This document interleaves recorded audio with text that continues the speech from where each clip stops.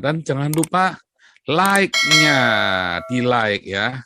Di-subscribe itu penting, di-subscribe, di-like, di-subscribe. Mengapa tidak ada baptisan anak? Alkitab nggak nulis, nggak ada baptisan anak. Anak-anak itu diberkati, didoakan, bukan dibaptis. Bahkan dari zaman Torah pun tidak ada anak kecil dibaptis.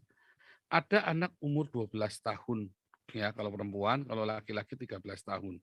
Namanya bar mitzvah. Bar mitzvah itu adalah seperti pendadaran. Anak dari seorang anak menjadi akil balik untuk masuk ke dunia dewasa. Dipersiapkan. Tapi itu bukan dibaptis. Orang Yahudi itu rata-rata dibaptis itu setelah usia 30 tahun.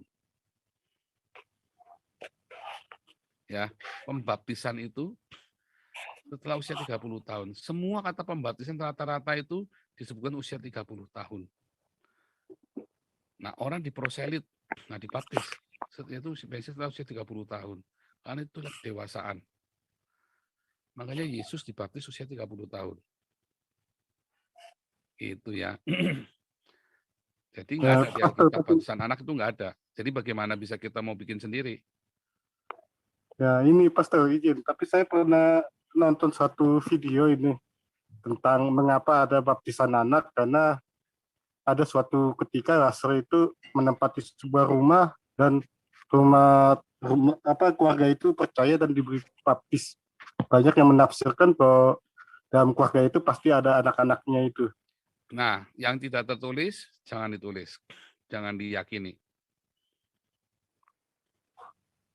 Ya, itu dari Kisah Rasul 16 itu tadi ceritanya.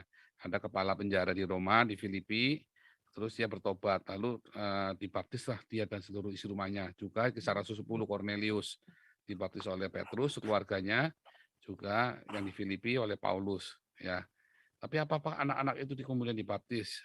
Yang jelas bukan bayi, ya karena nggak disebut bayi. Tapi seluruh seisi rumahnya, dibilang seisi rumahnya. Nah, cuman kalau kita melihat tengok dalam dari sejarah orang Yahudi dalam perjanjian lama, nggak ada anak kecil dibaptis. Sampai hari ini juga nggak ada orang Yahudi di anak kecil dibaptis. Dari mana ada baptisan anak? Itu dari pagan, dari kuil Apollo. Ketika lahir, dibawa ke kuil Apollo, terus dipercik-percik di kuil Apollo. Nah, itu dari situ. Salah nggak? Enggak, itu kan tradisi. Boleh-boleh saja. Tetapi yang namanya lahir dari air dan roh, itu adalah keputusan dari orang itu, bukan keputusan orang tuanya. Jadi misalnya nih, setelah dia mengerti, anak saya dibaptis umur 12 tahun. Waktu kecil, waktu 8 tahun, saya bilang, jangan, kamu belum ngerti. Tapi saya ajarin terus, bukan nggak ngerti, nggak tak bodohin amat, saya ajarin. Setelah dia benar-benar mengerti 12 tahun, dia minta dibaptis, boleh kamu dibaptis. Baptislah dia. Itu ya. Jadi banyak tradisi yang campur baur sama kita. Nah, kalau saya untuk dalam hal yang lain saya bisa kompromi, tapi untuk baptisan saya tidak kompromi. Tidak ada baptisan anak. Ya karena Alkitab nggak pernah menyebutkannya. Anak itu maksudnya bayi ya. Kalau anak 12 tahun bagaimana? Ya nggak apa-apa, dibaptis aja kan sudah ngerti dia. Kan keputusan. Dia sudah mengerti karena kita ajari dan dia memutuskan. Tapi kalau bayi nggak ngerti lah. Kalau 7 tahun bagaimana? Ya baptis aja, nggak apa-apa. Kan dia sudah ngerti, bisa diajak ngomong, udah.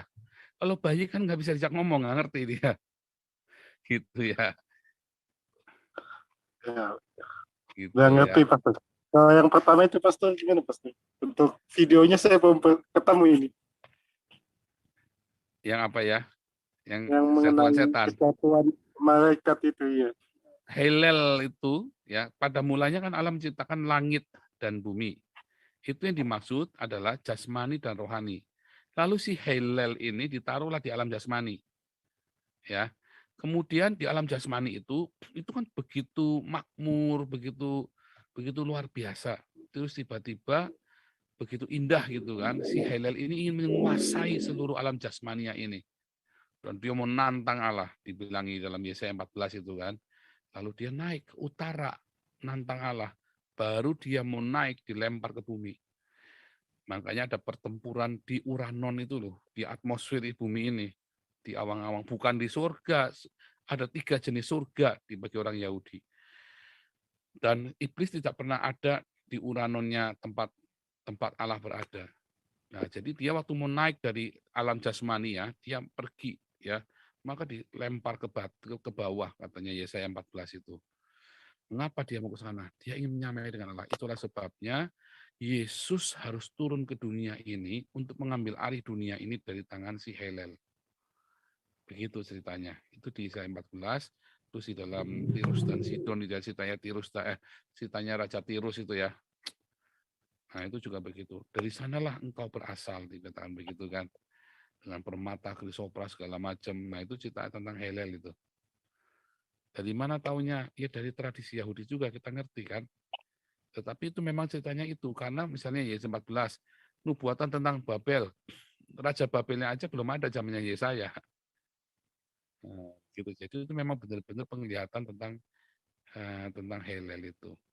Jadi apakah itu kejatuhan? Ya bukan masalah jatuh nggak jatuh. Itu kan Tuhan kan menciptakan alam semesta dengan sebuah kehendak bebas dalam tatanannya kan. Gitu. Jadi itu kehendak bebas. Malaikat juga punya kehendak bebas ya. Manusia juga punya kehendak bebas. Itu Pak Panjaitan.